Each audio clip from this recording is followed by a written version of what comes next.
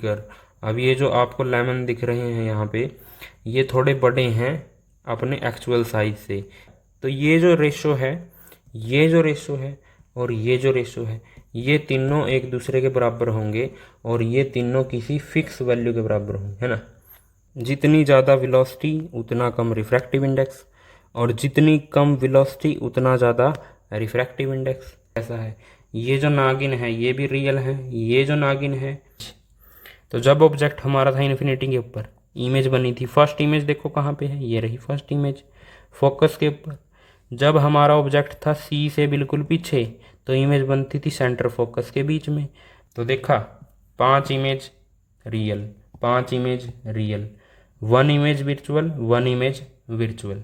तो ये क्या है भाई, सारी प्रॉपर्टीज मैच होती हैं किसकी। और न्यूमेरिकल करने का सबसे आसान तरीका है, जो चीज़ आपको दी है वो लिख दे, सेम प्लेन में लाई करते हैं। सेम प्लेन का मतलब क्या है अब वो समझ लेते हैं। ये भी क्रिकेट विकेट है, ये आपने देखी। अब ये जब रे गई तो इसी ने यहाँ पे बनाया 90 डिग्री का एंगल, तो ये एंगल ऑफ इंसिडेंस मान लेते हैं। यहाँ पे आप देखोगे कि जो टीथ हैं वो इस मिरर के फोकस और पोल के बीच में रखने पड़ते हैं of the face. Concave mirror जो है सेविंग मिरर के तौर पे भी यूज़ किया जाता है कहीं पे। तो व्हीकल किसी भी कार या गाड़ी में देखे हैं मिरर ऊपर ऊपर लगे हुए पीछे देखने के लिए, ये जो मिरर है। सो हेलो एवरीवन, तो आज हम करेंगे revision chapter light, reflection and refraction, और ये डिटेल्ड रिवीजन होगा। तो लाइट का सभी को पता है, light is a form of energy which helps us to see. वो एनर्जी का रूप जो हमें देखने में मदद करता है उसको हम बोलते हैं लाइट। तो लाइट की कुछ प्रॉपर्टीज़ हैं, जैसे कि भी लाइट की स्पीड होती है मैक्सिमम वैक्यूम में, इट्स वैल्यू इज़ 3 × 10⁻⁻, सॉरी यहाँ पे माइनस नहीं आएगा, यहाँ पे आएगा 8 metre per second. Light travels in a straight line, तो लाइट हमेशा स्ट्रेट लाइन में ट्रेवल करती है। Light cast shadow, light shadow cast करती है, यानी लाइट की वजह से शैडो होती है। Electromagnetic wave so does not require any medium to travel, जो लाइट है वो एक इलेक्ट्रोमैग्नेटिक वेव है, यानी इसमें एक इलेक्ट्रॉनिक फैक्टर और एक मैग्नेटिक फैक्टर मौजूद होता है। Light has dual nature, light जो है वो ड्यूअल नेचर की होती है, यानी कि उसका वेव नेचर भी होता है और पार्टिकल नेचर भी होता है। ये जो दोनों टॉपिक हैं ये आपके क्लास 12th में आपको डिटेल में पढ़ने को मिलेंगे। When light falls on a surface following में हैपन्स, अगर लाइट किसी सरफेस पे गिरती है तो इन 3 चीज़ों में से कोई चीज़ें होंगी या तीनों चीज़ें होंगी, रिफ्लेक्शन होगा, रिफ्रैक्शन होगा और एब्जॉर्प्शन होगा। तो ये रिफ्लेक्शन क्या है, रिफ्रैक्शन क्या है और एब्जॉर्प्शन क्या है। एब्जॉर्प्शन तो आपको पता है भी, एनर्जी को अंदर सोख लेना ही क्या है, एब्जॉर्प्शन है, यानी लाइट में जो एनर्जी है उसको सोख लेना, अपने अंदर ले लेना, उसको एब्जॉर्प्शन बोलेंगे। What is refraction and what is reflection, ये देख लेते हैं। Reflection, bouncing back of light when it strikes A polished surface, यानी जब लाइट पॉलिश्ड सरफेस पे टकराती है तो वो वापस चली जाती है, इसको हम बोलते हैं रिफ्लेक्शन ऑफ लाइट। अब इसके कुछ लॉज हैं, यानी 2 लॉ हैं इसके। Angle of incidence is equal to angle of reflection, ये इंसिडेंट रे है। ये जो नागिन मैंने बनाई है ये क्या है, इंसिडेंट रे, और ये वाली नागिन क्या है, रिफ्लेक्टेड रे, और यहाँ पे है नॉर्मल। अब एंगल ऑफ इंसिडेंस हमेशा बनता है नॉर्मल के साथ, एंगल ऑफ रिफ्लेक्शन हमेशा बनता है नॉर्मल के साथ। इस नॉर्मल के साथ ही आप एंगल ऑफ इंसिडेंस और एंगल ऑफ रिफ्लेक्शन बनाएंगे। तो एंगल ऑफ इंसिडेंस जो है वो बराबर होता है एंगल ऑफ रिफ्लेक्शन के। ये है हमारा फर्स्ट लॉ। सेकंड लॉ क्या है, सेकंड लॉ को देख लेते हैं। The incident ray, reflected ray and the normal at the point of incidence all lie in the same plane, यानी जो 3 चीज़ें हैं, 3 चीज़ें कौन सी हैं, ये 3, इंसिडेंट रे, ये normal to the plane of paper, ये 90 डिग्री है, इसको क्या बोलेंगे, नॉर्मल। ये है रिफ्लेक्टेड रे, यानी जो टकरा के वापस गई। तो ये जो 3 हैं, ये तीनों के तीनों सेम प्लेन में लाई करते हैं। सेम प्लेन का मतलब क्या है अब वो समझ लेते हैं। ये भी क्रिकेट विकेट है, ये आपने देखी होगी, है ना। अगर मैं इसको एक साइड से देखूं, मान लेते हैं मैं इस साइड से देखूं इसको, तो मुझे ये वाला स्टंप ही दिखाई देगा बस, ये वाला, यानी यही वाला स्टंप मुझे दिखाई देगा, बाकी तीनों दिखाई नहीं देंगे क्योंकि ये तीनों के तीनों एक ही प्लेन में हैं। और जैसे ही मान लेते हैं ये बीच वाला स्टंप यहाँ पे इस वाले इमेज में देखें ये बाहर निकल गया। अब अगर मैं देखूंगा तो ये तीनों तो मुझे सेम लाइन में दिखेंगे, लेकिन ये अलग से दिखेगा, तो ये सेम फेज में अब नहीं है। तो सेम फेज का मतलब है भी अगर मैं इसके इस साइड एक पेपर रख दूं तो ये तीनों के तीनों उस पेपर पे चिपक जाएंगे, लेकिन अगर मैं अब यहाँ पे एक पेपर रखूँ तो ये उस पेपर पे नहीं आएगा। तो इसका मतलब है सेम प्लेन, यानी कि ये तीनों के तीनों जो है अभी इसी शीट के ऊपर है। आई होप कि आपको समझ में आया है। तो व्हाट इज़ इमेज? तो इमेज एक पॉइंट है जो बनता है, कब बनता है? Where at least two light rays actually meet और अपीयर्स टू मीट। या तो लाइट रे एक्चुअल में मीट करें या फिर ऐसा लगे कि वो मीट करती हैं, उसको हम बोलते हैं इमेज। दो टाइप की इमेज है हमारे पास, एक है रियल इमेज, एक है विर्चुअल इमेज। रियल मतलब वास्तविक, विर्चुअल मतलब आभासी, इसको हिंदी में बोलते हैं आभासी या नकली, जो असली नहीं है। जो रियल इमेज है वो फॉर्म्ड होती है। अब यहाँ पे हमने दो बात लिखी, या तो एक्चुअली में मीट करें या अब ऐसा लगे कि वो मीट कर रही हैं। जब ऐसा लगे कि वो मीट कर रही हैं तो इमेज बनेगी विर्चुअल, लेकिन जब वो एक्चुअल में मीट करेंगी तो इमेज बनेगी real.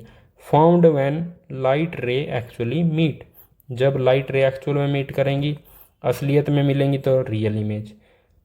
Formed when light rays appears to meet, बस ऐसा लगा है कि वो मिली हैं लेकिन एक्चुअल में वो नहीं मिली, तब बनेगी विर्चुअल इमेज। और रियल इमेज को हम पर्दे पे उतार सकते हैं, can be obtain on the screen, screen पे उतारा जा सकता है। जैसे आपने प्रोजेक्टर देखा है, प्रोजेक्टर होता है ऊपर, अब ये जो प्रोजेक्टर यहाँ पे लाइट गिराता है वो पूरी आपको इधर पर्दे पे या किसी स्क्रीन पे दिखाई देती है। तो ये उसने जो इमेज बनाई है वो इमेज है रियल, जो प्रोजेक्टर बनाता है वो आपको स्क्रीन पे दिखाई देती है। लेकिन जो विर्चुअल इमेज है उसको आप स्क्रीन पे नहीं देख सकते। इन्वर्टेड इमेज, यानी जो रियल इमेज होती है वो हमेशा उल्टी दिखाई देती है और विर्चुअल इमेज हमेशा इरेक्ट यानी सीधी दिखाई देती है। अब आप बोलोगे भी हमें जो विर्चुअल इमेज है, हमें जो रियल इमेज दिखाई देती है, यानी जो प्रोजेक्टर है उसने जो इमेज बनाई वो तो हमें सीधी दिखाई देती है, तो वो इसकी वजह से दिखाई देती है। Example, image formed bye concave mirror, यानी जो रियल इमेज है वो बनाता है कनकेव मिरर, और जो विर्चुअल इमेज है और कौन बनाता है? कन्वेक्स मिरर भी, कन्वेक्स लेंस भी बनाता है रियल इमेज। और विर्चुअल इमेज बनाता है, एक तो प्लेन मिरर है हमारे पास जो आपके घरों में भी है, एक है कन्वेक्स मिरर और दूसरा है कनकेव लेंस, ये भी आपका विर्चुअल इमेज बनाता है। तो देख लेते हैं कैसे बनाते हैं। सबसे पहले प्लेन मिरर को देख लेते हैं। प्लेन मिरर का इमेज फॉर्मेशन, अब ये है हमारा मिरर और यहाँ पे है हमारा ये ऑब्जेक्ट, ये है ए बी ऑब्जेक्ट। अब इससे दो रेज आती हैं, एक रेज आती है ये, अब ये जब रे गई तो इसी ने यहाँ पे बनाया 90 डिग्री का एंगल, तो ये एंगल ऑफ इंसिडेंस मान लेते हैं। तो यहाँ पे एंगल ऑफ रिफ्रैक्शन भी कितना होगा, सॉरी रिफ्लेक्शन भी 90 होगा, तो ये वापस इसी पाथ से चली जाएगी। तो यहीं से आई थी, यहीं से वापस चली गई। दूसरा, ये रे इंसिडेंट करवाते हैं तो ये एंगल इस एंगल के बराबर होगा, तो ये ऐसे चली जाएगी यहाँ पे। अब ये रे ऐसे चली गई, ये रे ऐसी चली गई, तो क्या ये रे और ये रे एक दूसरे से मिलेंगी? तो ये कभी नहीं मिलेंगी क्योंकि एक दूसरे से दूर जाती हैं। तो हम इनको पीछे की तरफ मिलाएंगे, पीछे की तरफ, क्योंकि रे मिलेंगी तभी इमेज बनेगी। तो यहाँ पे ये मिली, यहाँ पे इमेज बन गई ए डैश, और ये जो रे आई थी यही यहीं से वापस चली गई, इसको पीछे ट्रेस करेंगे तो ये यहाँ पे मिली, तो बी की इमेज बनती है यहाँ पे और ए की इमेज बनती है यहाँ पे। तो ये बन गया हमारा ए डैश और बी डैश, ये इमेज बनी है। ये है प्लेन मिरर की image formation. Characteristics of image formed by plane mirror, यानी जो प्लेन मिरर ने इमेज बनाई है उसकी प्रॉपर्टीज़ क्या है, क्या उसकी खूबियाँ हैं। Size of the image is equal to the size of the object. आप अपना फेस देखते हैं मिरर में तो आपको सेम साइज का दिखाई देता है, ऐसा नहीं है आपकी नाक बड़ी है कान बड़े हैं ऐसा तो दिखाई देता। तो सेम साइज है, जितना साइज ऑब्जेक्ट का उतना ही साइज इमेज का। Image is formed as far behind the mirror as the object in front of the mirror. इसका मतलब है जितनी दूर मिरर से ऑब्जेक्ट है उतनी ही दूर इमेज है, यानी ये जितनी दूर है ऑब्जेक्ट उतनी ही दूर हमारी इमेज बनती है मिरर से। नेक्स्ट विर्चुअल एंड इरेक्ट है। अब ये इमेज जो है आपको सीधी दिखाई देती है, अपना फेस आपको मिरर में सीधा दिखाई देता है। जब घर में आप देखते हो तो वो इमेज जो है सीधी है, और सीधी इमेज जो होती है वो कैसी होती है, वो होती है विर्चुअल। तो ये इमेज है हमारे पास virtual and erect. Laterally inverted. Laterally inverted का मतलब क्या है, ये लिखा हुआ है the right side of the object appears left side of the image. जो राइट साइड होती है ऑब्जेक्ट की वो ऐसा लगता है कि वो लेफ्ट साइड है इमेज की, और जो लेफ्ट साइड है वो दिखाई देती है राइट साइड। वाइसे वर्सा का मतलब जो लेफ्ट साइड है वो दिखाई देती है राइट साइड। नेक्स्ट मिरर के टाइप हैं। प्लेन मिरर हमने कर लिया, अब करेंगे स्फेरिकल मिरर। तो मिरर कितने टाइप के हैं, दो टाइप के, एक है प्लेन मिरर एक है स्फेरिकल मिरर। अब दूसरा टाइप जो है स्फेरिकल मिरर। स्फेरिकल मिरर के फर्दर टाइप हैं दो, concave mirror and convex mirror. तो first of all mirrors whose reflecting surface is curved. वहाँ पे प्लेन था हमारा सीधा, यहाँ पे इनका जो रिफ्लेक्टिंग सरफेस है वो कर्व्ड है यानी मुड़ा हुआ है। कर्व्ड का मतलब मुड़ा हुआ रिफ्लेक्टिंग सरफेस है, तो उसको हम बोलेंगे spherical mirror. There are two types of spherical mirror, concave mirror and convex mirror. तो कनकेव मिरर ये है, कनकेव मिरर ये है इसका रिफ्लेक्टिंग सरफेस, ये क्या है रिफ्लेक्टिंग सरफेस अंदर की तरफ, और ये है इसका रिफ्लेक्टिंग सरफेस बाहर की तरफ।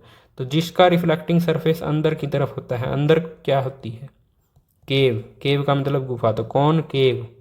तो कॉनकेव मिरर कौन है, जिसका रिफ्लेक्टिंग सरफेस अंदर की तरफ है। Reflecting surface is curved inward, जिसका रिफ्लेक्टिंग सरफेस अंदर की तरफ मुड़ा होता है उसको हम बोलते हैं कनकेव मिरर, और इसको कन्वर्जिंग मिरर बोलते हैं। दूसरा है कन्वेक्स मिरर, जिसका रिफ्लेक्टिंग सरफेस बाहर की तरफ होता है उसको हम बोलते हैं क्या, कन्वेक्स मिरर, और इसका जो दूसरा नाम है वो है डाइवर्जिंग मिरर। तो नेक्स्ट देख लेते हैं रूल्स फॉर मेकिंग रे डायग्राम्स। तो रे डायग्राम्स बनाने के लिए रूल्स हैं जो स्फेरिकल मिरर्स के हैं, वो देख लेते हैं एक बार। A ray parallel to the principal axis after reflection will pass through the principal focus of concave mirror और appears to diverge from the principal focus in case of convex mirror. ये है हमारा कॉनकेव और ये है हमारा convex. तो अब यहाँ पे है हुआ क्या है कि ये जो रे आई है ये है इंसिडेंट रे, ये इंसिडेंट रे होती है, ये हमेशा फोकस से पास होगी, ये बोल रहा है इसने। किसके केस में, कनकेव मिरर के केस में प्रिंसिपल फोकस से पास होगी। दूसरा, अगर एक पैरेलल रे आती है प्रिंसिपल एक्सिस से, पैरेलल का मतलब सेम डिस्टेंस, ये सेम डिस्टेंस है प्रिंसिपल एक्सिस से, तो वो ऐसा लगेगा कि वो फोकस से निकल के आई है, ऐसा लगेगा कि वो इस फोकस से निकल के ऐसे चली गई है, यानी appear to diverge from the principal focus in case of convex mirror. Next दूसरा तरीका है कि अगर कोई रे फोकस से पास होगी तो वो पैरेलल चली जाएगी, अगर कोई रे ऐसे आई कि वो फोकस से पास होगी तो वो पैरेलल चली जाएंगी।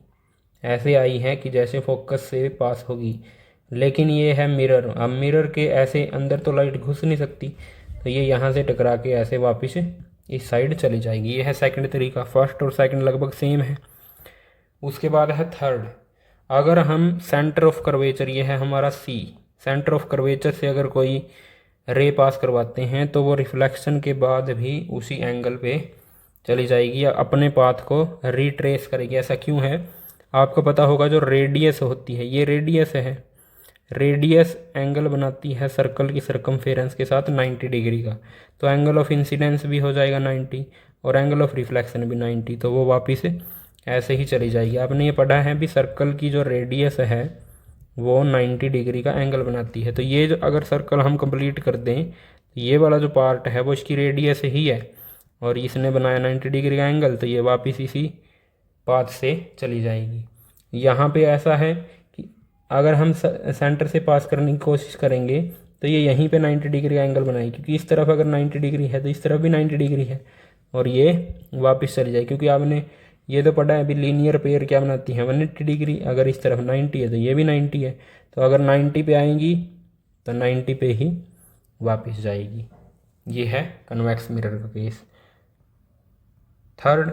फोर्थ, ए रे इंसिडेंट ओब्लिकली। ओब्लिकली यानी अगर किसी एंगल पे वो फॉल करती है पोल के ऊपर, ये है पोल ऑफ द मिरर, तो वो उसी एंगल पे रिफ्लेक्ट हो जाएगी। लेकिन एक एंगल बनेगा प्रिंसिपल फोकस के साथ ऊपर की तरफ और दूसरा एंगल बनेगा नीचे की तरफ। वैसा ही यहाँ पे होगा, पोल पे अगर इंसिडेंट कराएंगे तो वो रिफ्लेक्ट हो जाएगी नॉर्मल लॉज को फॉलो करते हुए, लॉज ऑफ रिफ्लेक्शन जो हमने पढ़े थे। सो नेक्स्ट देख लेते हैं, रे diagrams of images formed by A concave mirror. तो अब कनकेव मिरर के जो रे डायग्राम है वो देख लेते हैं। आपको इसमें से 4 चीज़ें आपको याद रखनी है: object position, image position, nature of image and size of image. तो फर्स्ट ऑफ ऑल है हमारा इन्फिनिटी। यहाँ पे होगा क्या कि ऑब्जेक्ट सबसे दूर है, फिर थोड़ा पास आएगा, फिर सेंटर पे आएगा, फिर बिटवीन सेंटर एंड फोकस, फिर फोकस पे, और फिर पोल और फोकस के बीच में। और वैसे ही इमेज जो है पहले फोकस पे बनेगी, फिर यहाँ पे, फिर यहाँ पे, फिर और दूर, और फिर सबसे दूर, और लास्ट में इमेज चली जाएगी मिरर के पीछे। तो ये है। तो फर्स्ट ऑफ ऑल ऑब्जेक्ट है हमारा इन्फिनिटी पे, और तो इमेज इसकी बनी है फोकस पे, क्योंकि इन्फिनिटी से जो भी रे आएंगी वो लगभग पैरेलल आएंगी, और पैरेलल रे पास होती है फोकस से, ये हमने अभी अभी पढ़ा है। तो ये दोनों रे मिलेंगी फोकस के ऊपर, तो यहाँ पे बन जाएगी हमारी इमेज, क्योंकि रिफ्लेक्टेड रे जहाँ पे मिलेंगी वहीं पे बनेगी इमेज। तो यहाँ पे बन गई हमारी इमेज। और ये पॉइंट साइज है, तो इसको बोला पॉइंट साइज और हाईली डिमिनिश्ड इमेज। ये भी रे रियल है और ये भी रे रियल है, यानी दोनों एक्चुअल में मिली हैं। तो इमेज भी बनी है रियल एंड इन्वर्टेड। नेक्स्ट देख लेते हैं, ऑब्जेक्ट इज बियॉन्ड सी, यानी ऑब्जेक्ट अब थोड़ा और पास आ गया है, बियॉन्ड सी है। तो इमेज जो बनी है वो बिटवीन एफ एंड सी, यानी फोकस एंड सेंटर के बीच में बनी है इमेज। 3 पॉइंट है मिरर के हमारे, एक तो है पोल, दूसरा है फोकस और तीसरा है सेंटर। ये 3 पॉइंट हमें याद रखने हैं, पोल, फोकस एंड सेंटर। अब सी से बियॉन्ड है हमारा ऑब्जेक्ट, तो ये रे आई पैरेलल, ये पास हो गई फोकस से। दूसरी रे हमने पास कर दी सेंटर से, ये आई और ये ऐसे ही वापस चली गई। हमारे पास तीसरा और तरीका था पोल पे। अगर हम एक रे पोल पे भी इंसिडेंट कराते हैं यहाँ से, तो वो रे भी एग्जैक्टली पास होगी यहीं से। तो आप कोई भी 2 तरीके अपना सकते हैं। फर्स्ट ये है फोकस से पास करने वाला, ये सेंटर से पास करने वाला, और तीसरा है पोल से पास करने वाला, ये वाला। तो इन 3 तरीकों में से फर्स्ट, सेकंड और थर्ड, इन 3 तरीकों में से आप कोई 2 तरीके यूज़ करके आप रे डायग्राम बना सकते हैं। ज़रूरी नहीं है आप इस रे को बनाएं, आप इस रे को बना सकते हैं ऐसे, वो भी यहीं से पास होगी। तो ये है तरीका रे डायग्राम्स बनाने का। तो रियल एंड इन्वर्टेड है, क्योंकि ये भी रे रियल है और ये भी रे एक्चुअल में ही है रियल। तो डिमिनिश्ड यानी कि छोटी इमेज बनी है, ऑब्जेक्ट का साइज बड़ा है, इमेज का साइज छोटा है। जैसे ही हम सेंटर पे आएंगे इमेज और ऑब्जेक्ट इक्वल हो जाएंगे। ये आ गए हम सेंटर के ऊपर, तो ऑब्जेक्ट सेंटर के ऊपर है, इमेज भी सेंटर के ऊपर है। ऑब्जेक्ट सेंटर पे है, इमेज भी सेंटर पे है। इमेज है real and inverted. Size of the image same size है जैसा ऑब्जेक्ट पे था, तो सारी चीज़ें सेम है। एट सी सेम साइज, तो ये क्या है, सारी चीज़ें सेम। और इमेज जो है वो है रियल एंड इन्वर्टेड। तो इसमें भी कोई 2 तरीके आप यूज़ कर सकते हैं। हमने दोनों तरीके जो यूज़ किए हैं वो फोकस वाले, है ना। जब ये ऐसे फर्स्ट रे ये यहाँ से चली गई और ये यहाँ से पास हुई, फोकस से पास होगी। ये जो रे है वो इंसिडेंट हुई ऐसे और ये पास हुई दोबारा फोकस से। और ये यहाँ पे ये जो रे दिखाई गई है ये रॉन्ग है, यहाँ पे इसको हम इरेज कर देते हैं यहाँ से, ये नहीं है यहाँ पे, ऐसे ये ऐसा डायग्राम बनेगा इसका। तो ये है भाई, आप क्या करें, ये रे इंसिडेंट कराई फोकस के पास हुई, या आप पोल से भी लेके जाते तो वो भी रे आपकी वहीं पे मिलती जाके। तो ऐसे कोई भी दो मेथड्स आप यूज करो और डायग्राम बना दो। नेक्स्ट देख लेते हैं, object position between F and C. अब ऑब्जेक्ट पहले सेंटर पे था, अब आ गया यहाँ पे। तो एफ और सी के बीच में हमारा ऑब्जेक्ट है, तो बियॉन्ड सी इमेज चली गई, यानी इमेज जितना ऑब्जेक्ट पास आता जाएगा इमेज उतनी ही दूर। और आपने ध्यान दिया हो, अगर जब ऑब्जेक्ट यहाँ था तो इमेज बन रही थी छोटी, सी पे आया तो इमेज और ऑब्जेक्ट दोनों हो गए एक दूसरे के बराबर, और जब सी से इधर आ जाएगा ऑब्जेक्ट तो इमेज बड़ी होती जाएगी, ऑब्जेक्ट छोटा, सॉरी ऑब्जेक्ट कैसा भी लेंगे आप तो उसकी इमेज उससे बड़ी ही बनती जाएगी, और पास जाओगे और बड़ी इमेज बनेगी। ये है। तो यहाँ से ये डायग्राम कैसे बना है, यहाँ पे इस पॉइंट से ये रे चली गई और parallel to the principal axis हमेशा पास होती है फोकस से, और दूसरी रे जो है ये गई ऐसे और वापस चली गई, तो इसको हमने ऐसे ट्रेस किया और ये यहाँ पे जाके मिल गई। अगर हम दूसरा तरीका देखें तो अगर ये है फोकस, ये ऐसे रे चली गई, और अगर हम इसी को, या फिर यहाँ से ये सेंटर पे इंसिडेंट हुई और सेंटर से ही वापस चली गई। दूसरा अगर तरीका हम लें पोल वाला, ये पोल पे इंसिडेंट करवाई और यहाँ से ये बिल्कुल ऐसे ही मिलेगी जाके इसी पॉइंट के ऊपर। तो आप कोई भी दो तरीके यूज़ करें तो रियल एंड इन्वर्टेड और एनलार्ज्ड इमेज हमें मिल जाएगी। और ये मिरर है हमारा कनकेव। तो फिफ्थ केस क्या है, अगर हम और पास लेके जाएंगे ऑब्जेक्ट को, यहाँ था ऑब्जेक्ट और पास लेके जाएंगे तो फोकस पे आ जाएगा। अब फोकस पे जब कोई भी चीज़ होगी तो वो हमें बहुत ज़्यादा बड़ी दिखाई देगी, है ना। अगर आप किसी चीज़ पे फोकस करोगे तो आपको वही दिखाई देगी। तो यानी सबसे ज़्यादा बड़ी इमेज बनती है जब ऑब्जेक्ट होता है फोकस पे, इमेज होती है इन्फिनिटी पे, बहुत ज़्यादा दूर, रियल एंड इन्वर्टेड। तो यहाँ पे भी कोई भी दो मेथड यूज कर सकते हैं। ये parallel to the principal axis ray चली गई और वो पास हुई फोकस से, और यहाँ पे ये वाली, यहाँ पे ये रे चलती है यहाँ से, ये इंसिडेंट होती है, ये फिर रिफ्लेक्ट होती है, और रिफ्लेक्ट होने के बाद ये वापस ऐसे चली जाती है ऐसे। ये है इसका रे डायग्राम। दूसरा अगर आप अपनाना चाहें तो आप पोल पे इंसिडेंट कराओ और वो भी पैरेलल ही जाएगा ऐसे। तो real and inverted image highly enlarged image बनती है। इसमें कहाँ पे बनती है, इन्फिनिटी के ऊपर बनती है। और ये है हमारा सिक्स्थ केस आएगा यहाँ पे, क्या ठीक है, सिक्स्थ केस जो है स्पेशल केस है ना। स्पेशल क्यों है, क्योंकि सारी इमेज बन रही थी यहाँ नीचे की तरफ, और इसमें जो इमेज बनी है वो मिरर के पीछे बनी है और वो भी ऊपर बनी है प्रिंसिपल एक्सिस से। तो यहाँ पे क्या दो तरीके अपनाए हमने, यहाँ पे ये रे पोल पे इंसिडेंट करवाई और ये ऐसे रिफ्लेक्ट हो जाती है। ये जो रे है वो ऐसे इंसिडेंट कराई सेंटर के ऊपर, है ना, और ये वापस चली गई सेंटर से ही। तो ये जो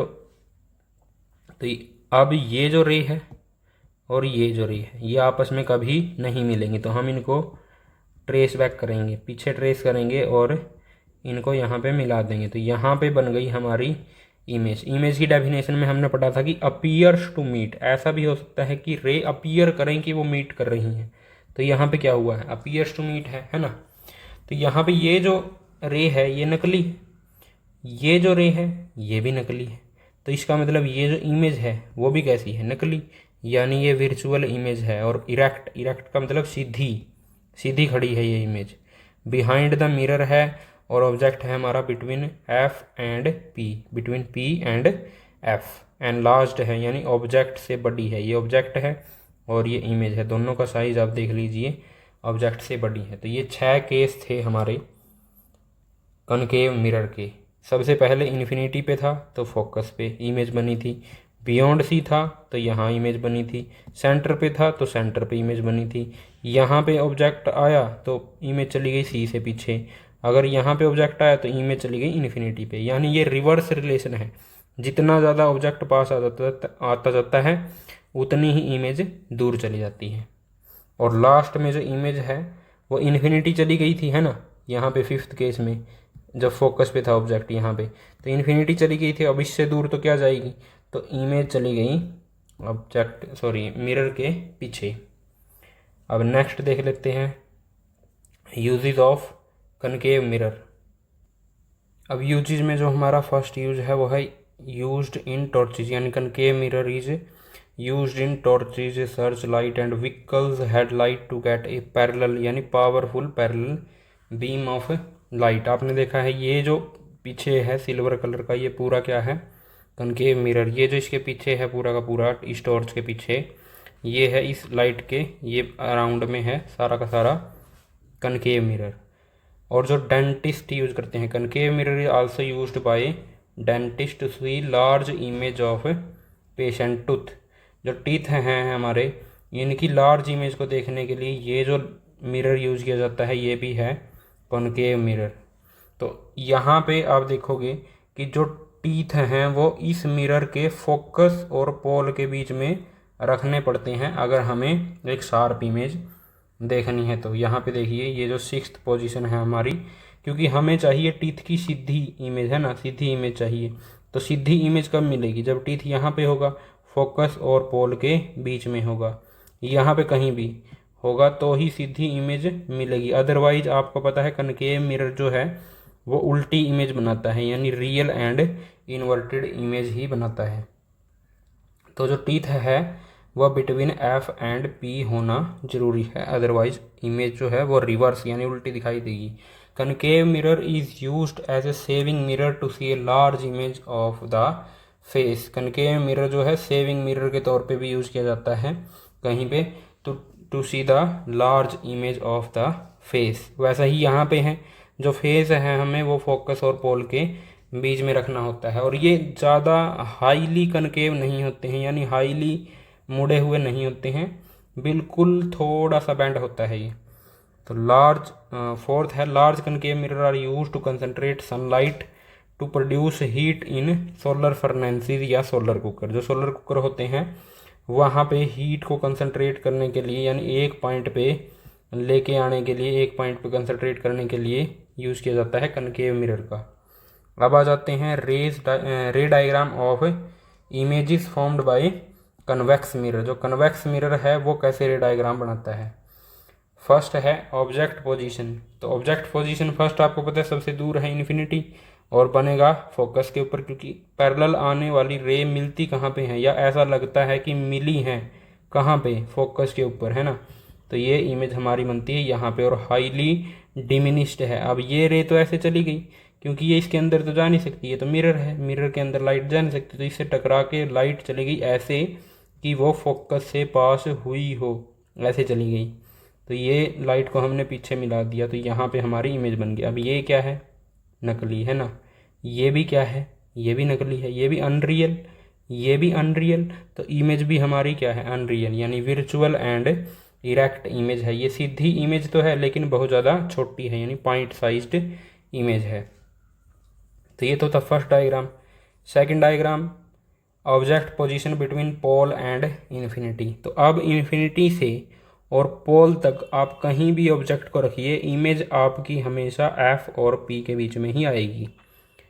object position between pole and infinity, image position between P and F, यानी इस पोल और इस फोकस के बीच में ही इमेज आएगी। और एक बात याद रखना, जिस तरफ हम मिरर की बेंडिंग है उसी तरफ फोकस और उसी तरफ सेंटर बनेगा। और ये जो पोजीशन है ये पॉजिटिव होती है, पोजीशन इस साइड वाली डायरेक्शन पॉजिटिव, इस साइड वाली डायरेक्शन नेगेटिव। साइन कन्वेंशन के बारे में चलो आगे बात करेंगे। तो ये जो इमेज है ये भी कैसी है, ये सारी चीज़ें क्या हैं, ये सारी रेज जो पीछे मिली हैं ये सारी क्या हैं, अनरियल रेज हैं। तो ये भी इमेज भी कैसी, अनरियल, यानी विर्चुअल एंड इरेक्ट इमेज बनी है यहाँ पे भी। और मैंने बोला भी आप इन्फिनिटी और पोल के बीच में कहीं पे भी ऑब्जेक्ट रखिए तो इमेज आपकी यहाँ और यहाँ के बीच में ही बनेगी। फॉर एग्जांपल हम ऑब्जेक्ट को रख लेते हैं यहाँ पे, अब हमने ऑब्जेक्ट रख लिया यहाँ पे, ये पैरेलल रे तो सेम ही रहेगी, ये ऐसे चली जाएगी, लेकिन ये जो रे है अगर हम सेंटर पे इसका इंसिडेंट कराते हैं, यहाँ पे, यहाँ है ना हमारा ऑब्जेक्ट, तो हम अगर सेंटर पे इंसिडेंट कराते हैं यहाँ से एक रे को, तो वो कुछ ऐसे जाएगी, ऐसे मिलेगी। तो अब इमेज कहाँ बनी, यहाँ पे ये रे, और यहाँ पे ऐसे ऐसे बनेगी हमारी इमेज। सॉरी, इसको दोबारा से बना लेते हैं। ये पास हुई, ये चली गई ऐसे, और इसको अगर हम बैक ट्रेस करते हैं तो ये फोकस से पास हुई ऐसे, ये रे हुई फोकस से पास। अब इसको हम इंसिडेंट कराते हैं सेंटर के ऊपर। अब सेंटर के ऊपर अगर इंसिडेंट कराओगे तो ये ऐसे यहाँ पे मिलती हैं, तो यहाँ पे बनेगी इमेज। ये इमेज भी कहाँ पे है, पोल और फोकस के बीच में ही है। आप कहीं पे भी ऑब्जेक्ट रखो, यहाँ पे ऑब्जेक्ट रखोगे तो इमेज यहाँ पे बन जाएगी। तो ऐसे इमेज हमेशा पोल और फोकस के बीच में ही रहेगी। तो अब यूजेस देख लेते हैं, uses of convex mirror. Convex mirror के यूज क्या है। अब कन्वेक्स मिरर क्या है, कन्वेक्स मिरर है बाहर की तरफ कर्व्ड है ये, तो ये बहुत ज़्यादा एरिया कवर करता है। यहाँ पे जो ऑब्जेक्ट है उसकी भी इमेज बना देगा, यहाँ पे जो ऑब्जेक्ट है उसकी भी इमेज बना देगा, जबकि कनकेव मिरर है ऐसे। अब यहाँ जो ऑब्जेक्ट है ये इसकी इमेज नहीं बना सकता, जबकि ये जो मिरर है कन्वेक्स ये बना सकता है। इसीलिए, और छोटी इमेज हमेशा ही बनाता है ना। ये इमेज आप देखोगे, ये ऑब्जेक्ट है, इसकी छोटी इमेज बना दी, और ये तो बिल्कुल पॉइंट साइज ही इमेज है, बहुत छोटी, तो ये हमेशा छोटी इमेज बनाता है, यानी स्मॉल इमेज बनाता है। तो क्या क्या यूज है इसके। Convex mirror are used as rear view mirror. Rear का मतलब होता है पीछे, रियर का मतलब पीछे, यानी पीछे देखने के लिए जो मिरर यूज होते हैं उसमें यूज किया जाता है कन्वेक्स मिरर का। तो ये जो आपने किसी भी व्हीकल, किसी भी कार या गाड़ी में देखे हैं मिरर ऊपर लगे हुए पीछे देखने के लिए, ये जो मिरर है वो कन्वेक्स मिरर है। साइड्स में जो लगे होते हैं मिरर वो भी कन्वेक्स मिरर है। अगर आप उस मिरर पे हाथ लगा के देखेंगे तो ऐसे वो बीच में से थोड़ा आपको उठा हुआ फील होगा। तो रीज़न क्या है इसका, they always give an erect दो डिमिनिश्ड इमेज। इरेक्ट का मतलब सीधी, और डिमिनिश्ड का मतलब छोटी। तो सीधी और छोटी इमेज देते हैं। ऐसे बहुत बड़ी कार को छोटा सा आपके मिरर में आपको दिखाई देती है छोटी सी कार, तो उसका रीज़न क्या है, क्योंकि कन्वेक्स मिरर हमेशा सीधी और छोटी इमेज बनाता है। एक तो ये रीज़न हुआ हमारा। Second reason, they have a wider field of view. जो मैंने आपको बताया ये बाहर की तरफ बैंड होता है, तो इसीलिए दे आर कर्व्ड आउटवर्ड्स। तो वाइडर फील्ड ऑफ व्यू यानी बहुत ज़्यादा एरिया को ये कवर कर सकता है। इन दो रीजंस की वजह से हम रियर व्यू मिरर के तौर पे यूज करते हैं कन्वेक्स मिरर को। सेकंड है, convex mirrors are use at blind turns and on points of merging traffic to facilitate vision on of both side. या जहाँ पे ज़्यादा ट्रैफिक है वहाँ पे यूज़ किया जाता है किसका, कन्वेक्स मिरर का। या शार्प टर्न्स के ऊपर यूज़ किया जाता है ताकि दूसरी तरफ से आने वाली जो गाड़ियाँ हैं वो दिखाई दे इसके ड्राइवर्स को। Used in shops as a security. तो ऐसा ही मिरर बहुत बड़ा सा वो शॉप पे भी लगा हुआ दिखाई देगा आपको, क्योंकि इसमें जो शॉपकीपर है वो देख सकता है पूरी दुकान को। Sign convention by spherical mirror. जो साइन कन्वेंशन है उनके बारे में हम लास्ट में डिस्कस करेंगे, मिरर और लेंस के दोनों के साथ में ही कर लेंगे। तो यहाँ पे मिरर फार्मूला देख लेते हैं। Mirror formula is the relation between image distance, object distance and focal length which is 1/f is equal to 1/v plus 1/u। ये है लेंस फार्मूला, इसके सॉरी मिरर फार्मूला। इसके ऊपर न्यूमेरिकल्स हैं जो हमने करने हैं। नेक्स्ट है हमारे पास magnification of a spherical mirror. जो स्फेरिकल मिरर है उसकी मैग्निफिकेशन। मैग्निफिकेशन का मतलब होता है किसी चीज़ को बड़ा करके दिखाना। तो यहाँ पे मैग्निफिकेशन का मतलब है it is the ratio of height of the image to the height of the object. तो m is equal to magnification is equal to height of the image to the height of the object. तो m is equal to h dash by h। जो height of the image है उसको हम लिखते हैं h dash से, और height of the object को हम लिखते हैं h से। तो मैग्निफिकेशन यानी कि m is equal to h dash by h, ये मैग्निफिकेशन का फार्मूला है हमारा। अब मैग्निफिकेशन हमें इन चीज़ों के बारे में बताता है, क्या क्या है वो। इफ़ m इज़ नेगेटिव, यानी कि m का साइन अगर नेगेटिव होगा तो इमेज होगी रियल, अगर m का साइन पॉजिटिव होगा तो इमेज होगी विर्चुअल। अगर m होगा 1 के बराबर तो इमेज और ऑब्जेक्ट दोनों होंगे इक्वल। अगर m होगा 1 से बड़ा तो इमेज का साइज होगा बड़ा ऑब्जेक्ट से। अगर m होगा छोटा 1 से तो इमेज का साइज होगा छोटा ऑब्जेक्ट से। तो ये 5 चीज़ें बताता है। अब मान लेते हैं फॉर एग्जांपल मैं लिख देता हूँ यहाँ पे m इज इक्वल टू -3। तो m इज इक्वल टू -3। अब ये आप बोलोगे ये तो लेस देन 1 है ना, इसको ऐसे काउंट नहीं करना, दिस इज ग्रेटर देन 1। हमें सिर्फ यहाँ पे साइन देखना है सब। फर्स्ट ऑफ ऑल ये है हमारा साइन। तो m इज इक्वल टू हमने बोला -3, यहाँ पे नेगेटिव है तो m इज नेगेटिव, m है हमारा नेगेटिव, और यहाँ पे ये वैल्यू है 3। अब ये जो वैल्यू 3 है क्या ये 1 से बड़ी है या छोटी? तो आप बोलोगे ये 1 से बड़ी है। तो m नेगेटिव है, इसका मतलब रियल इमेज। ये हमने यहाँ पे डिस्कस किया रियल इमेज। और m की वैल्यू 1 से बड़ी है, यानी ये जो 3 सिर्फ न्यूमेरिकल वैल्यू आपको देखनी है, ये 3 1 से बड़ा है, तो जो इमेज का साइज है वो बड़ा होगा ऑब्जेक्ट के साइज से। इसका मतलब ये है। सो नेक्स्ट टॉपिक देख लेते हैं। Magnification of a plane mirror is always +1। +1 क्यों होती है? क्योंकि आपको पता है जो प्लेन मिरर है वो कैसी इमेज बनाता है? m की वैल्यू पॉजिटिव है तो वर्चुअल इमेज, है ना, हमेशा ही वर्चुअल इमेज बनाता है। और 1 का मतलब 1 के बराबर है, m इज इक्वल टू 1। अगर m इज इक्वल टू 1 है तो जो ऑब्जेक्ट है वो बराबर होगा इमेज के। Image is equal to object size. आपको पता ही है जो प्लेन मिरर है वो सेम साइज की इमेज बनाता है। Positive sign indicates virtual image, ये हमने पढ़ लिया। Plus indicates that the object size is equal. If m is positive and less than 1, अगर m पॉजिटिव है और लेस देन 1 है तो वो होगा convex mirror. If m is positive and more than 1 it is a concave mirror. तो convex mirror कब होगा? जब m की वैल्यू पॉजिटिव होगी और 1 से छोटी होगी। ऐसा क्यों है 1 से छोटी क्यों होगी कन्वेक्स मिरर के केस में? क्योंकि आपने देखा जो कन्वेक्स मिरर है वो हमेशा इमेज बनाता है यहाँ पे पोल और फोकस के बीच में, और ये जो इमेज है जो बनती है यहाँ पे वो हमेशा ही इमेज ऑब्जेक्ट से छोटी होती है। ऑब्जेक्ट बड़ा होता है और इमेज होती है छोटी। और अगर इमेज छोटी होगी तो वो क्या होगा?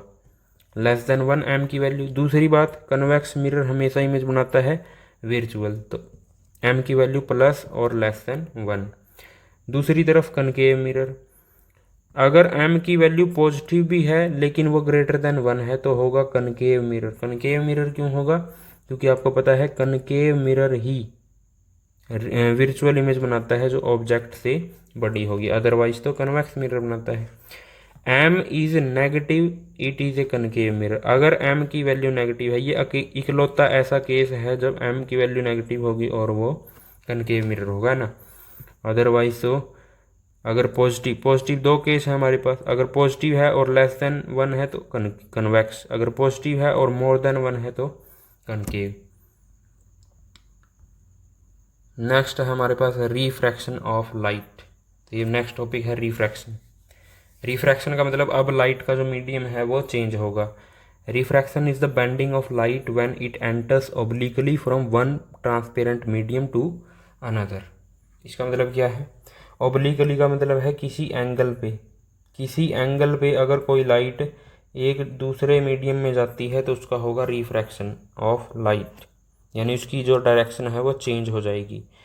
और इसका रीज़न क्या है रिफ्रैक्शन का? रिफ्रैक्शन का रीज़न है change in speed of light. आपने ये पढ़ा है भी, जो लिक्विड होते हैं, लिक्विड में स्पीड अलग होती है लाइट की, एयर में स्पीड अलग होती है यानी गैसेस में अलग होती है, और सॉलिड्स में अलग होती है। तो अलग अलग मीडियम में जो लाइट है उसकी स्पीड अलग अलग है। तो इस वजह से जो लाइट है अपनी डायरेक्शन चेंज कर देती है जब वो एक मीडियम से दूसरे मीडियम में जाती है। तो इसको ही हम बोलते हैं, उस चेंज इन डायरेक्शन को बोलते हैं रिफ्रैक्शन ऑफ लाइट। एग्जाम्पल्स हैं रिफ्रैक्शन के। The bottom of a swimming pool appears higher. जो बॉटम होता है किसी स्विमिंग पूल का वो हमें थोड़ा सा ऊपर दिखाई देता है उसकी एक्चुअल डेप्थ से। A pencil partially immersed in water appears to be bent. अब ये जो पेंसिल है ये आपको मुड़ी हुई थोड़ी दिखाई देगी, असली पोजीशन इसकी ये है। हमें दिखाई देगी ये ऐसे। तो ये है apparent position. Lemon place in a glass tumbler appears bigger. अब ये जो आपको लेमन दिख रहे हैं यहाँ पे, ये थोड़े बड़े हैं अपने एक्चुअल साइज से। ये साइज इनका छोटा है और ये बड़ा size. Next, letters of a book appears to be raised when seen through a glass. अगर हम किसी ग्लास में से देखें लेटर्स को तो वो हमें थोड़ा बड़े दिखाई देते हैं। तो ये जो सारी चीज़ें हैं वो हैं रिफ्रैक्शन ऑफ लाइट की वजह से। तो laws of refraction, the incident ray, the refracted ray and the normal to the interface of two transparent medium at the point of incidence all lie in the same plane. तो ये तो मैंने समझा दिया आपको बिल्कुल अच्छे से। वो क्रिकेट विकेट वाला जो एग्जांपल लेके बताया था, अभी सेम प्लेन का मतलब कोई भी आगे पीछे नहीं होगा। सेकंड लॉ है रिफ्रैक्शन का, वो है स्नेल्स लॉ। इसको बोलते हैं स्नेल्स लॉ। ये क्या है? The ratio of sine of angle of incidence to the sine of angle of refraction is constant for a light of given colour and for a given pair of media. इसका मतलब है जो sine I angle of incidence divided by sine R angle of refraction is equal to constant. और constant का मतलब क्या है? एक फिक्स वैल्यू है ना, कोई एक फिक्स वैल्यू के बराबर होता है इन दोनों का ratio, sine I by sine R. अब for a given pair of media इसका मतलब क्या है? अब मान लेते हैं यहाँ पे ये जो ऊपर हम ले लेते हैं यहाँ पे है एयर और नीचे मैं मान लेता हूँ भी यहाँ पे है वाटर। अब जो एयर है वो एक रेयर मीडियम है। रेयर और डेंसर कैसे डिसाइड करते हैं वो भी हम इस वीडियो में देखेंगे आगे। वाटर जो है एक वो डेंसर मीडियम है। अब जैसे ही ये लाइट है, ये लाइट मान लेते हैं ये एंगल आपको दिखाई देता है यहाँ से, ये है I1, इसको ले लिया R1। वैसे ही अगर इसका एंगल चेंज कर दें तो ये I1 और R2, ये है I3 और R3। तो अगर हम इन सभी के लिए यहाँ पे मैं निकाल लूँ sign I1 divided by sign R1, यहाँ पे मैं निकाल लूँ sign I2 divided by sign R2 और यहाँ पे मैं निकाल लूँ sign I3 divided by sign R3। तो आपको लगेगा ये सारी की सारी वैल्यूज़ जो हैं अलग अलग आएंगी, बट ऐसा नहीं है। किसी एक गिवन पेयर ऑफ मीडिया, अब यहाँ पे क्या ये पेयर चेंज हुई? क्या ये इंटरफेस चेंज हुआ? इंटरफेस सेम है, एयर एंड वाटर, और वाटर भी हमारा सेम ही है ये पूरा का पूरा, है ना। सिर्फ हमने एंगल्स को चेंज किया है। तो ये जो रेशो है, ये जो रेशो है और ये जो रेशो है, ये तीनों एक दूसरे के बराबर होंगे और ये तीनों किसी फिक्स वैल्यू के बराबर होंगे, है ना। मान लेते हैं अगर ये 3 आता है तो इसकी भी वैल्यू आएगी 3 और इसकी भी वैल्यू आएगी 3।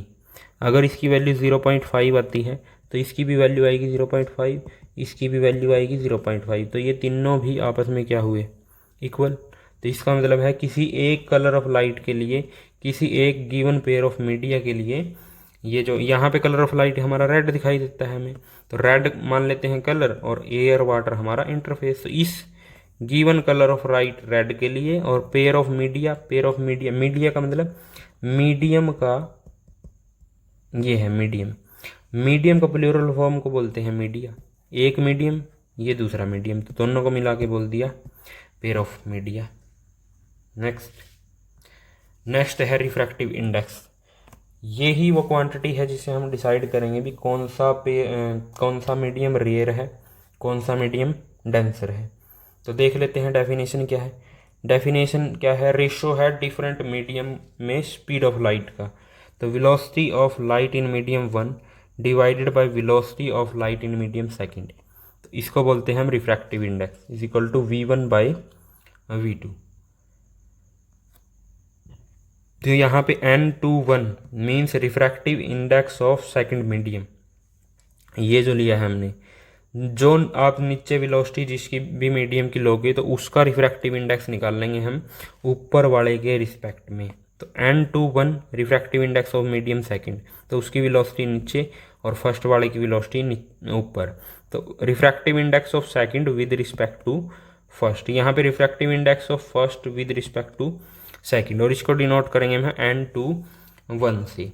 यहाँ पे हमने लिए हैं दो मीडियम्स, अलग अलग दो मीडियम्स।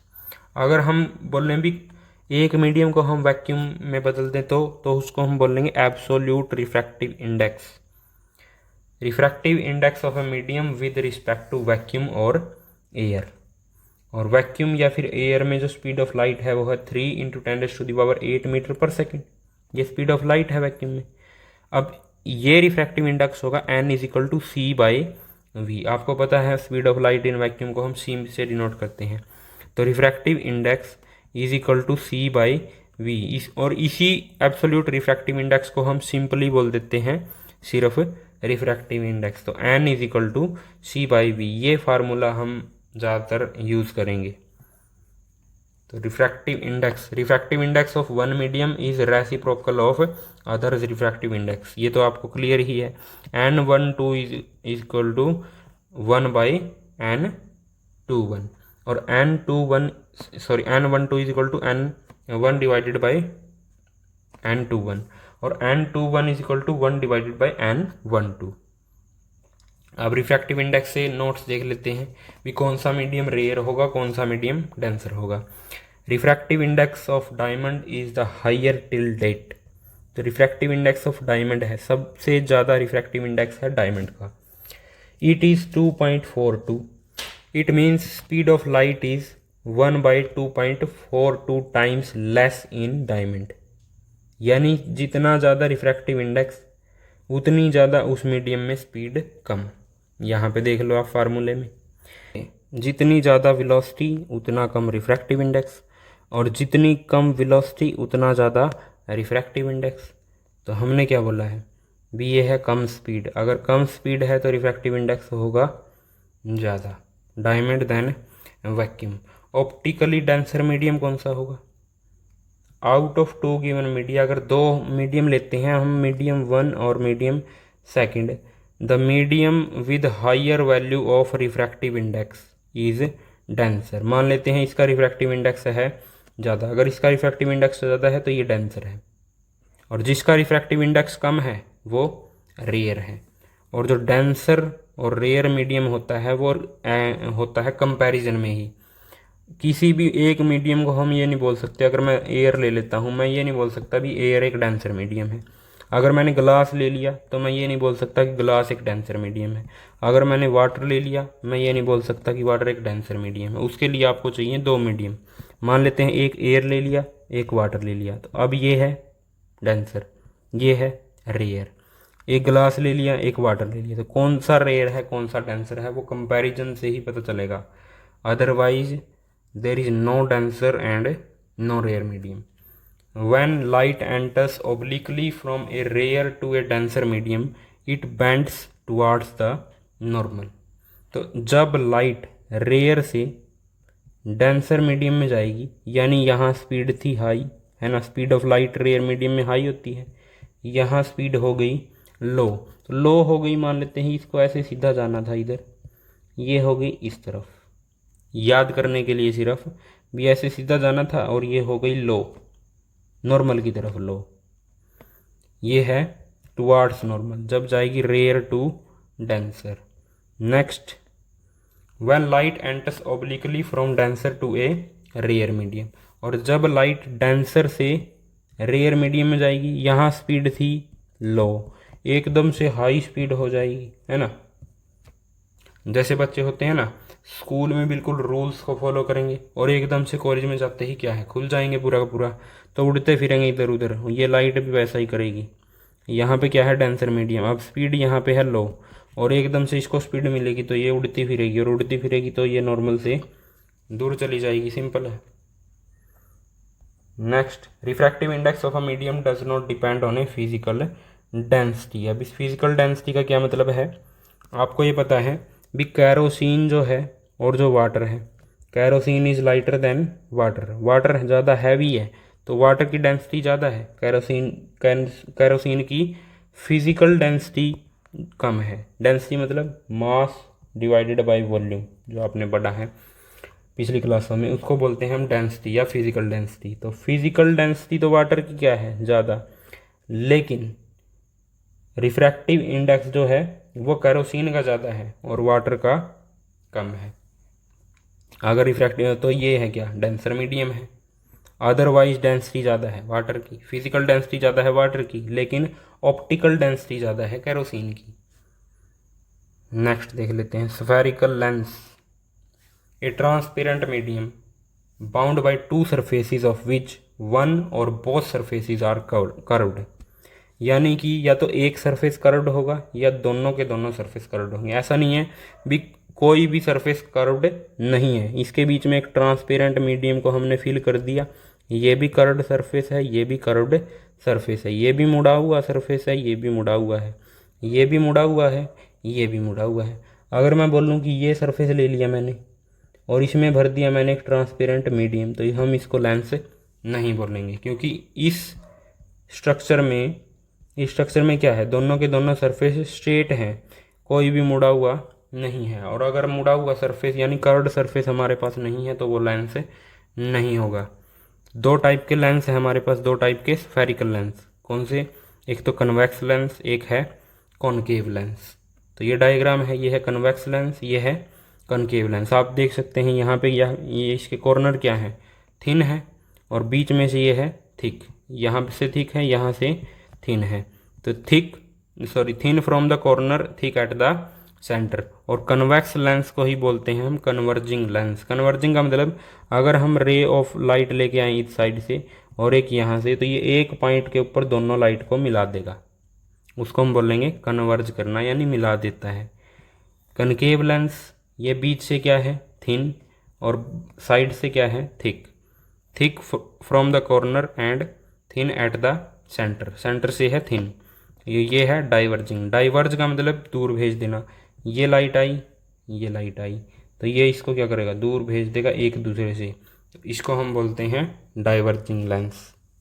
ये है डाइवर्जिंग, ये है कन्वर्जिंग। न्यूमेरिकल्स में कई बार कन्वर्जिंग और डाइवर्जिंग ही लिखा मिलता है, ये नहीं मिलता भी कन्वेक्स लेंस है या कनकेव लेंस, तो वो आपको देखना पड़ेगा कि कौन सा लेंस है। Rules for image formation by convex lens, जैसे हमने मिरर के रूल्स किए थे वैसे ही हमने लेंस के रूल करने हैं। रूल लगभग सेम ही हैं दोनों के।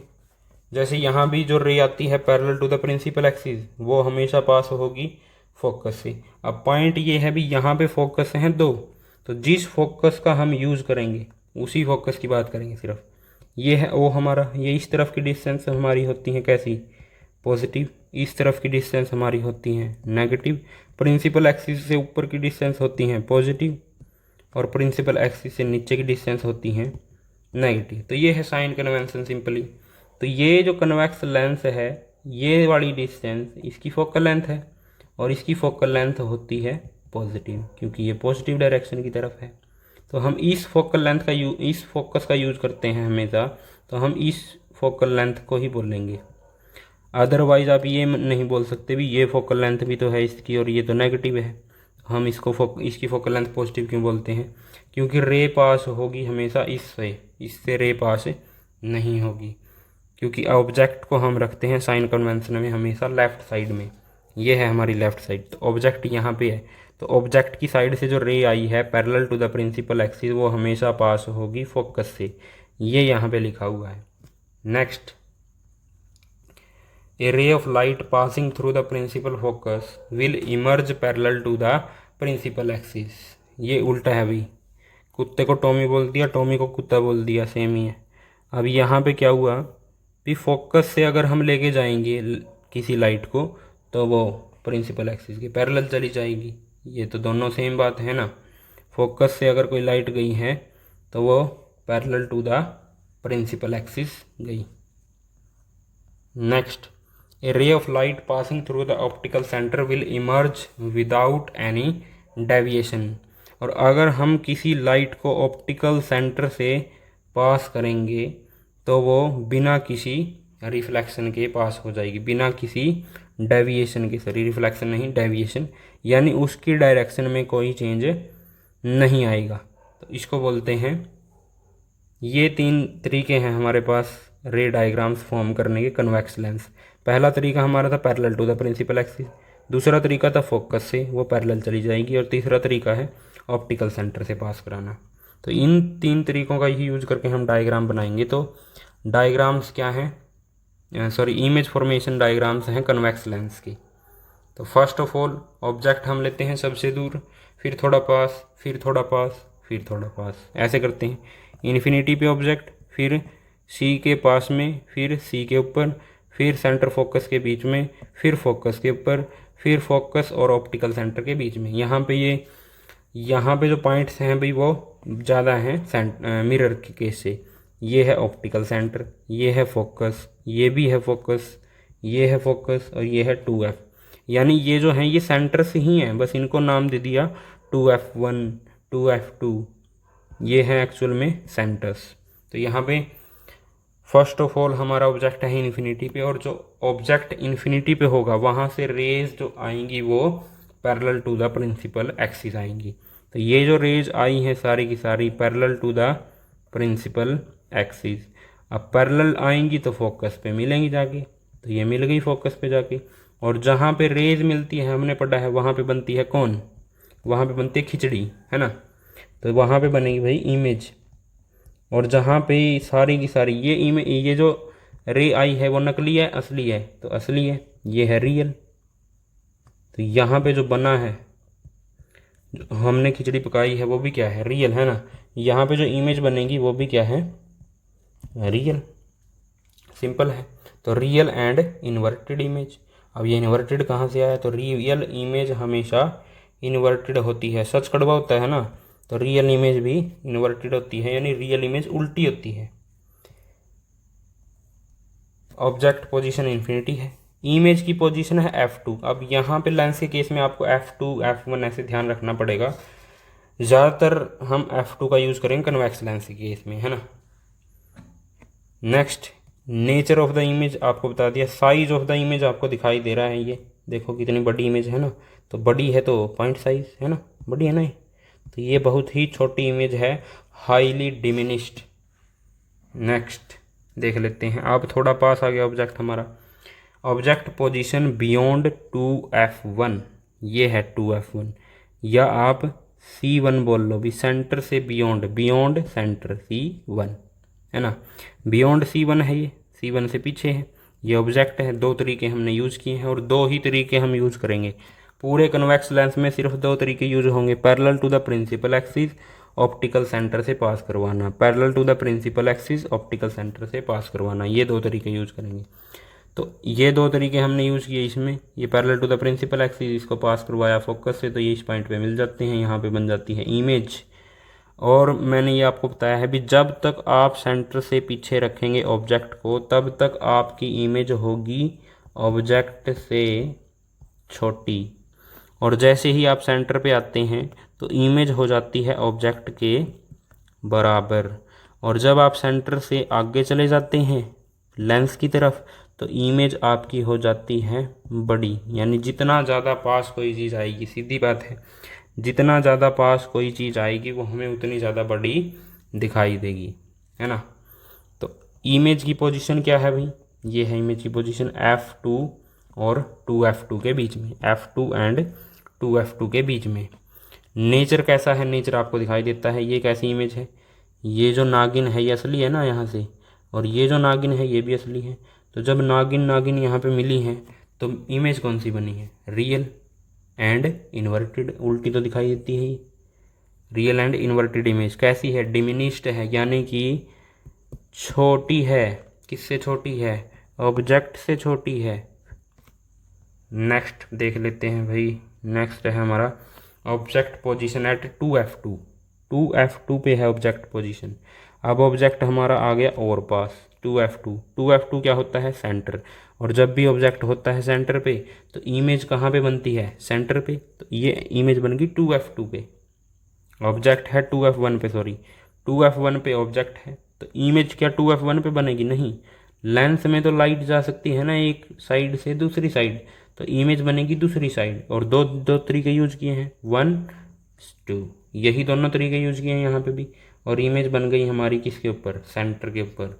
सेंटर के ऊपर ऑब्जेक्ट, सेंटर के ऊपर इमेज, ऑब्जेक्ट का साइज बराबर इमेज का साइज, ऐसा ही है। Centre centre real and inverted, ये नागिन रियल है, ये भी नागिन रियल है, तो ये भी क्या होगा, real image. Real and inverted same size. समझ में आया? Thank you very much. यहाँ पे देख लेते हैं fourth, position of the object. अब ऑब्जेक्ट और पास आ जाएगा, पहले ऑब्जेक्ट यहाँ पे खड़ा था, अभी और पास आ गया, दूरियां कम होती जा रही हैं यहाँ पे। तो बिटवीन क्या है, 2f1 एंड f1 ऑब्जेक्ट की पोजीशन। इमेज की पोजीशन कहाँ पे होगी भी, ऑब्जेक्ट अगर सेंटर और फोकस के बीच में है तो इमेज की पोजीशन सेंटर से पीछे चली जाती थी कनकेव मिरर के केस में, तो यहाँ पे भी होगा सेंटर के पीछे चली गई कौन, इमेज। और जब हम सेंटर से आगे आ गए हैं तो इमेज चली गई सेंटर से पीछे, तो यहाँ पे जो इमेज बनी है वो है बड़ी इमेज। किससे बड़ी इमेज है, ऑब्जेक्ट से बड़ी इमेज है। सिंपल बात है। Object position between f1 and 2f1, image की पोजीशन बियॉन्ड C2, इसको क्या बोल सकते हैं, सेंटर से बियॉन्ड होगी या फिर 2f2 से बियॉन्ड होगी। नेचर ऑफ द इमेज क्या है, ये कौन है भाई, रियल, ये कौन है भाई, रियल, तो ये भी क्या होगा, रियल। तो ये कौन सी इमेज है, रियल इमेज। कैसी है, एनलार्ज्ड है, बड़ी है, क्योंकि हम सेंटर से आगे आ गए हैं। अगर आप किसी का सेंटर, यानी ये कंफर्ट जोन मान लेते हैं हम, लेंस का कंफर्ट जोन। अब हम लेंस के कंफर्ट जोन में घुस चुके हैं तो हम उसको सब कुछ बड़ा बड़ा दिखाई देगा, तो इमेज भी कैसी दिखाई दी, बड़ी इमेज बन गई है। नेक्स्ट फिफ्थ, ये है हमारा फोकस के ऊपर। अगर कोई चीज़ आपके फोकस पे है तो वही चीज़ आपको दिखाई देगी, और सिर्फ वही चीज़ अगर आपको दिखाई देगी तो वो चीज़ आपके लिए होगी क्या, बहुत ही बड़ी, है ना, हाईली एनलार्ज्ड होगी। ऑब्जेक्ट की पोजीशन फोकस के ऊपर, और आपको पता है जब फोकस पे ऑब्जेक्ट होता है तो इमेज बनती है इन्फिनिटी के ऊपर। नेचर ऑफ द इमेज कैसा है, ये जो नागिन है ये भी रियल है, ये जो नागिन है ये भी रियल है। क्या हमने इनको पीछे मिलाया है, नहीं मिलाया है, तो ये आगे ही जाके कहीं मिली होंगी ऐसा मान लेते हैं। तो यहाँ पे कहाँ पे मिली होंगी, बहुत ज़्यादा दूर मिली होंगी, है ना, बड़ी दूर। तो बड़ी दूर मिली है तो इमेज कैसी है, रियल एंड इन्वर्टेड। और प्रिंसिपल एक्सिस से जितना दूर ये जाएगा उतनी ज़्यादा इमेज हो जाएगी बड़ी। तो आई होप आपको ये समझ में आया होगा। तो हमारा जो स्पेशल केस है वो देख लेते हैं। स्पेशल केस कौन सा है, ये वाला sixth, this is the special case of convex lens. और कनकेव लेंस में भी ऐसा ही एक स्पेशल केस हमने पढ़ा था। ऑब्जेक्ट की पोजीशन है between f1 and optical centre. अब ये है बहुत ही ज़्यादा पास, भाई इतना पास नहीं आना था किसी के भी, सॉरी लेंस के, भावनाओं में बह गए भाई। अब यहाँ पे क्या है, अब ये लेंस के बहुत ज़्यादा पास आ गई है, ऑब्जेक्ट आ गया है, ऑब्जेक्ट सॉरी। अब ये जो ऑप्टिकल सेंटर से पास हुई ray, parallel to the principal axis लेके गए एक रे को, ये हमने पास करा दी फोकस से। अब ये इससे दूर जाती है, ये भी इससे दूर जाती है, ये एक दूसरे से दूर जाती हैं, तो ये कहाँ मिलेंगी, पीछे की तरफ मिलानी पड़ेंगी, क्योंकि इस तरफ तो ये कभी मिलेंगी नहीं, एक दूसरे से दूर जाएंगी, है ना। तो यहाँ पे हमने इनको मिला दिया पीछे की तरफ। और ये क्या है, ए बी इमेज है। ऑब्जेक्ट कहाँ पे है, सी से, ये सेंटर है, सेंटर से आगे है, तो इमेज कैसी है, ऑब्जेक्ट से बड़ी है। आपको बताया था जब भी आप सी क्रॉस कर लेंगे तो इमेज आपकी बड़ी ही बनेगी। कैसी, बड़ी। तो ये जो नागिन है क्या ये रियल है, नहीं। ये जो नागिन है क्या ये रियल है, नहीं। तो इमेज कैसी है, इमेज भी रियल नहीं है, ये भी क्या है, विर्चुअल, है ना। ये तो दूर चली गई ना इससे, ये इससे दूर चली गई, ये तो मिले नहीं, तो ये अब सपनों में ही मिलेंगे। यहाँ पे पीछे ये सपनों में मिल गए, और सपने क्या होते हैं, अनरियल। तो नेक्स्ट देख लेते हैं क्या है भाई, rules for image formation by concave lens. Lens के हमने इमेज फॉर्मेशन दोनों के अलग अलग कर लिए, क्या है, वही है। अगर हम एक रे को ऐसे इंसिडेंट करवाएं कि वो ऐसा लगे कि फोकस से पास होगी जाके, लेकिन एक्चुअल में नहीं हुई फोकस से पास, तो वो parallel to the principal axis ही जाएगी। यानी कि अगर कोई रे फोकस पे इंसिडेंट होती है और ऐसा लगता है कि वो फोकस से पास होगी तो वो प्रिंसिपल एक्सिस के पैरेलल जाती है। A ray light parallel to the principal axis appears to diverge from the focus located in the same side. ये शायद डायग्राम उल्टा हो गया, ये आना था, है ना।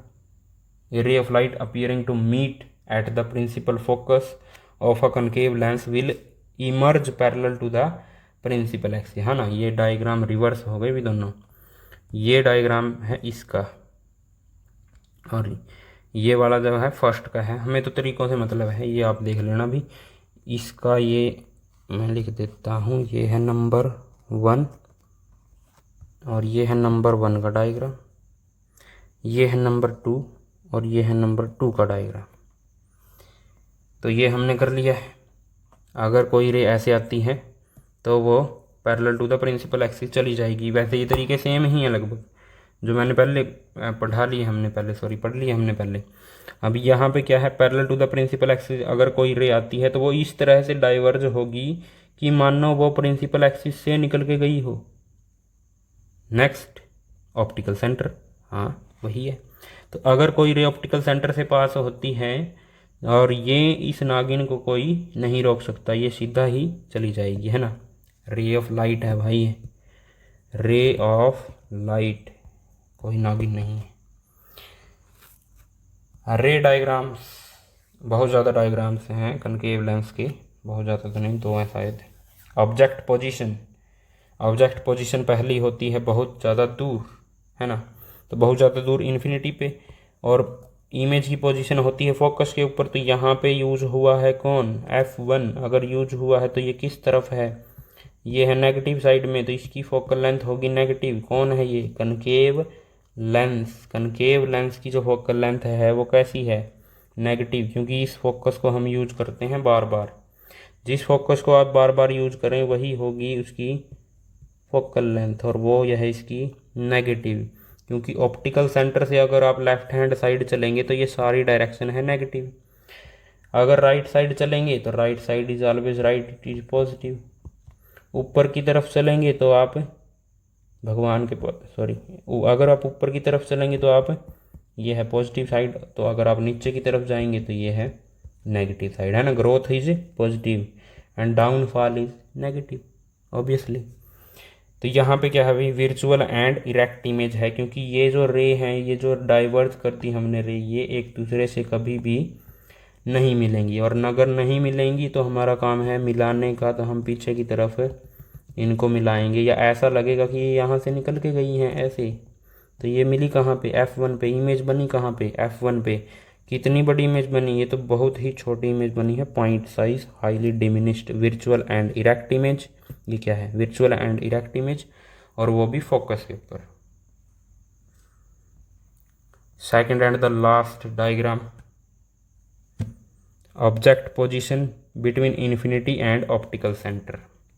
इमेज की पोजीशन है F1 एंड O के बीच में, जैसा कि होता था किस में, कन्वेक्स मिरर के केस में। F1 और O के बीच में ही यहीं पे बनेगी सारी की सारी image, between infinity and optical centre. चाहे आप इस ऑब्जेक्ट को यहाँ पे रखो, यहाँ पे रखो, यहाँ पे रखो, यहाँ पे रखो, यहाँ पे रखो, कहीं पे भी रखो, इमेज आपकी बनेगी इसके बीच में। किसके बीच में, फोकस एंड ऑप्टिकल सेंटर के बीच में ही, बिटवीन F1 एंड O। कैसी इमेज बनेगी, ये नागिन कैसी है भाई, नकली है तो नकली है तो नकली, ठीक है, विर्चुअल इमेज। कैसी इमेज बनेगी, डिमिनिश्ड, यानी कि छोटी इमेज बनेगी। किससे छोटी इमेज बनेगी, ऑब्जेक्ट से छोटी, है ना। ये जो साइज है, अब लेंस के अंदर तो इमेज घुसने से रही, जब लेंस के अंदर चली जाएगी इमेज तभी होगी ना इसके बराबर। तो यहाँ पे होगी बराबरी, तो ये देखो इसके बराबर हो गई है यहाँ पे। लेकिन ये लेंस के बाहर यहाँ तक जा सकती है इमेज, तो इमेज यहाँ तक जा सकती है, तो बताएं क्या ये इमेज कभी भी ऑब्जेक्ट के बराबर होगी, ये तो छोटी रह गई हाइट में, है ना, थोड़ी सी। तो इसीलिए इमेज हमेशा ही छोटी रहेगी ऑब्जेक्ट से। सो डायग्राम हमारे होते हैं कंप्लीट। और लास्ट टॉपिक है हमारा पावर ऑफ लेंस इस चैप्टर का। Power of lens, power of lens का मतलब है, अगर आपने डॉक्टर जैकवॉल का भी देखा है पावर पावर करते रहते हैं, शक्तिमान देखा हो तो। चलो पावर ऑफ लेंस डिस्कस करते हैं। It is the ability of a lens to converge और diverge the beams of light. Beams of light को कन्वर्ज और डाइवर्ज करने की जो शक्ति है उसको हम बोलते हैं पावर ऑफ लेंस। अब ये कन्वर्ज क्या है, डाइवर्ज क्या है, 1 करोड़ साल पहले अभी अभी आपको बताया था, 1 करोड़ साल पहले अभी। चलो, it is reciprocal of the focal length. ये है फोकल लेंथ का रेसिप्रोकल। रेसिप्रोकल का मतलब होता है उल्टा, है ना, उल्टी और सीधी बातें ही तो हैं। P is equal to 1/f, power is equal to 1/f। इसका मतलब क्या है, जितनी ज़्यादा फोकल लेंथ उतनी कम पावर, जितनी ज़्यादा पावर उतनी कम फोकल लेंथ। ये क्या मतलब हुआ।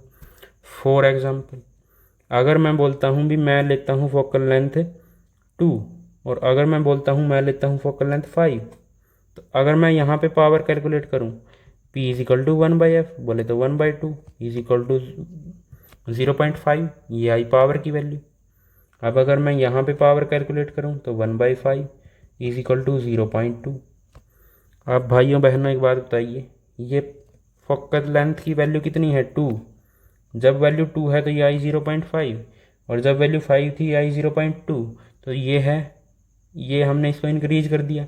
और जैसे ही हमने इनको इस फोकल लेंथ को इंक्रीज किया तो पावर की वैल्यू क्या हो गई, डिक्रीज हो गई, 0.5 से 0.2 हो गई। तो हमने जैसे ही फोकल लेंथ को इंक्रीज किया पावर की वैल्यू कम। और अगर मैं उल्टा मान लूँ कि जैसे ही मैंने फोकल लेंथ को डिक्रीज किया 5 से कर दिया 2, तो पावर हो गई 0.2 से 0.5। तो जैसे ही मैंने फोकल लेंथ को कर दिया डिक्रीज वैसे ही पावर की वैल्यू हो गई इंक्रीज। इसको बोलते हैं कैसा रिलेशन, रेसिप्रोकल रिलेशन, जिसको आप पढ़ते हैं इनवर्सली प्रोपोर्शनल। 10 बार पढ़ा होगा 9th क्लास में, 9th क्लास में तो 9 बार पढ़ेंगे, चलो 9 बार पढ़ा होगा 9th क्लास में। ये है भाई लेंस फार्मूला, जैसे हमने पढ़ा था कौन, मिरर का फार्मूला, वैसे ही है लेंस का फार्मूला। और मैंने वहाँ पे आपको लिखवाया था 1/v प्लस 1/u। बुक में आपकी दिया होगा 1/u प्लस 1/v। ऐसे नहीं करेंगे हम, ऐसे करेंगे, पहले हम लिखेंगे 1/v को, फिर हम लिखेंगे 1/u को। ऐसा इसलिए क्योंकि जो लेंस फार्मूला है यहाँ पे है नेगेटिव, और हमें नेगेटिव में v में से माइनस करना है u को। v क्या है बाद में आता है, u क्या आता है पहले आता है।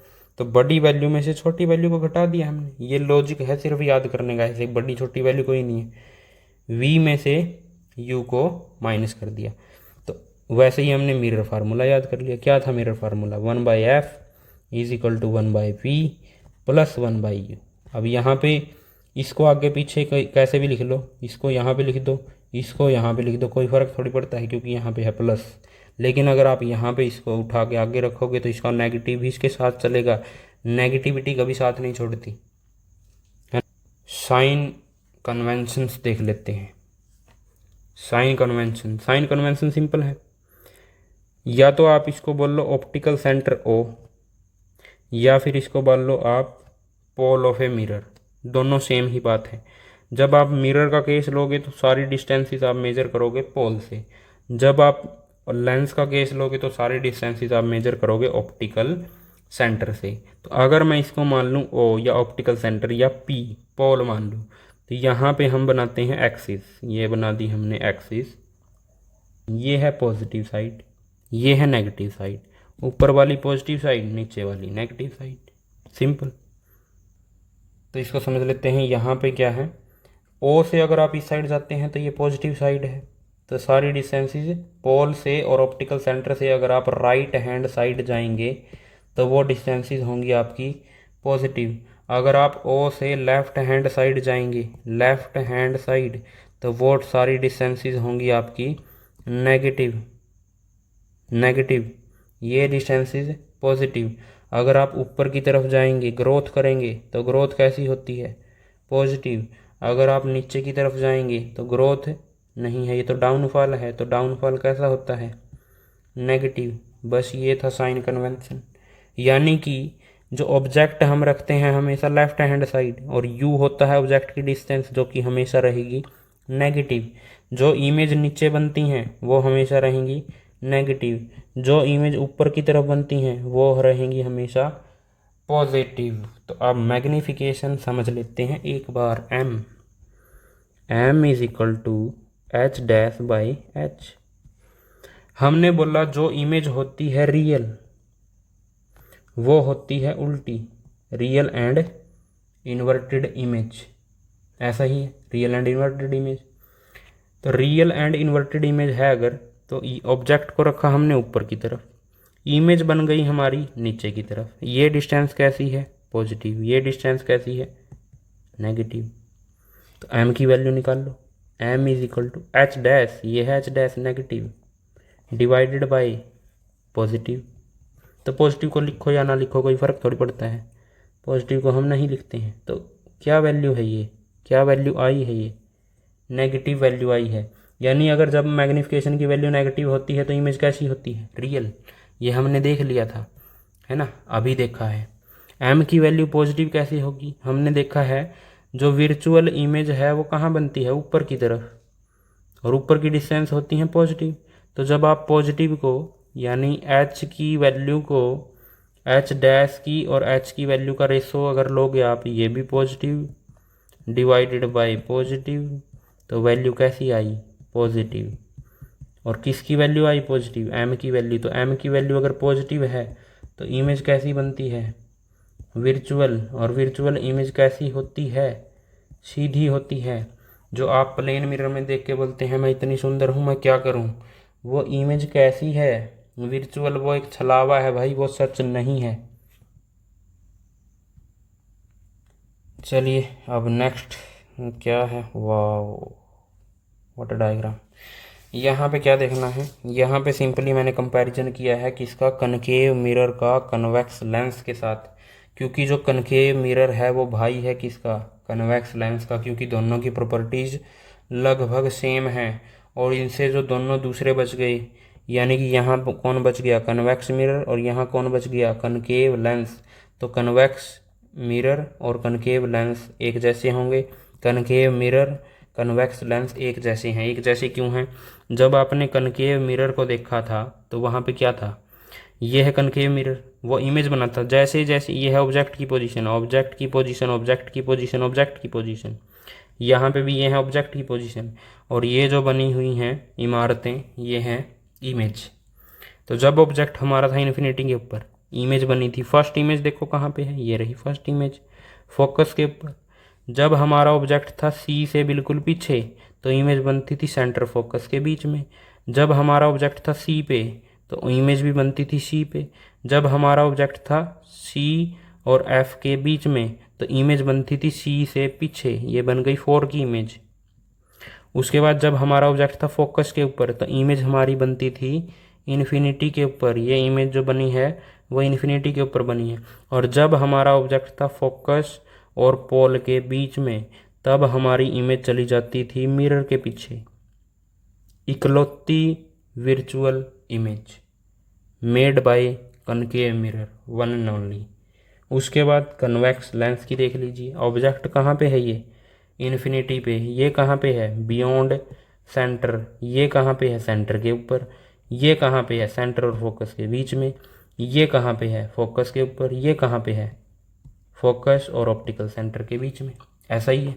तो जब इन्फिनिटी पे था तो इमेज कहाँ पे बनती थी फोकस पे, ये देखो ये बन गई फोकस के ऊपर। जब ऑब्जेक्ट सेंटर से पीछे था तो सेंटर और फोकस के बीच में बनेगी, है ना। तो यहाँ पे सेंटर कौन है 2F2, फोकस कौन है F2, तो उसके बीच में बन गई सेकंड इमेज। थर्ड पे आ जाएं, कहाँ पे है सेंटर के ऊपर है तो इमेज भी कहाँ पे है सेंटर के ऊपर है। फोर्थ में आ जाएं आप, फोकस और 2F के बीच में, फोकस और सेंटर के बीच में है फोर्थ ऑब्जेक्ट।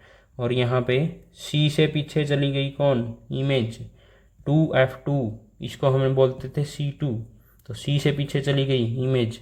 और जब आप फिफ्थ ऑब्जेक्ट लेंगे फोकस के ऊपर तो ये इमेज बनी है कहाँ पे इन्फिनिटी पे, बहुत ज़्यादा सबसे ज़्यादा बड़ी इमेज। उसके बाद सिक्स्थ ऑब्जेक्ट ये है फोकस और ऑप्टिकल सेंटर के बीच में। अब ये सारी इमेज हैं इस तरफ, तो वो इमेज अगर दूसरी तरफ छलांग लगाएगी तो वो सेम साइड पे आ जाएगी जिस साइड है object. One and only virtual image made by convex lens.